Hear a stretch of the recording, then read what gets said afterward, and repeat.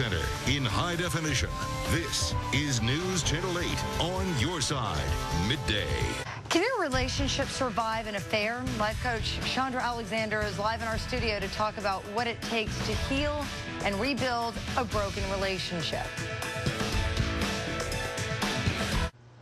It's an unfortunate situation that sadly many couples have to deal with. Can your relationship handle an affair?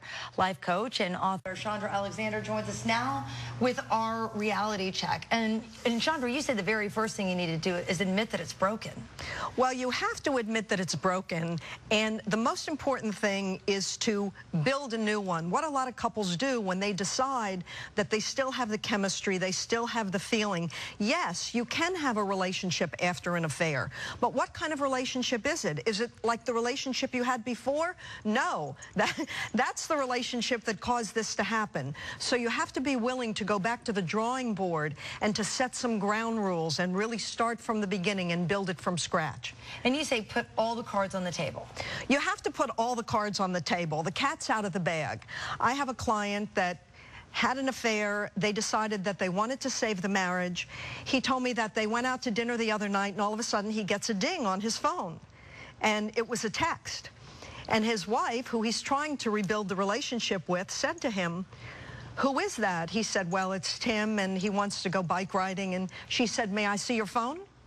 And he handed her his phone because he wants to be totally forthcoming. So you really give up your right to privacy once you cheat. You have to rebuild that trust, and you have to do everything you can to show your mate that you're totally an open book.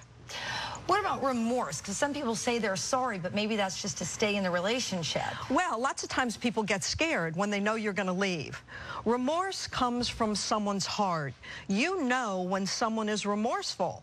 What real remorse is about is that that person has gotten a lesson to the deepest part of their being. They realize not only what a cruel thing this was, but it was an unkind thing. And they know that whether they're with you or whether they're with somebody else or no matter whom, that they will never ever do this again, because it's just something that you don't do when you're a kind and loving person.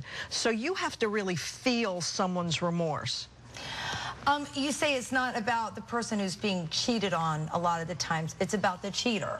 Well, what happens lots of times is people think that cheating is a sexual issue. Cheating is not a sexual issue. Cheating is a character issue. Cheating is about the person who's cheated. So if you've been cheated on, the worst thing to do is to think, if I only lost 5 pounds, if I only went back to school, if I was only prettier. If someone wants to cheat, they will always find somebody that they can cheat on. And if you have been cheated on and you want to stay in that relationship, you really have to forgive, because if you can't, you might as well just move on, you say? You have to ask yourself, am I capable of forgiving? Forgiving does not mean forgetting. You're never going to forget it. It's something you don't forget. But in your heart, do you have the ability to allow someone, to allow yourself to move on? If you truly feel that someone is remorseful, that they've made a mistake, and there are enough good things in this relationship worth saving. Chandra, as always, we really enjoy all your feedback, and we want to hear your feedback. Go to tbo.com because we have all Chandra's information on there, and we'll be right back with a final check on your weather.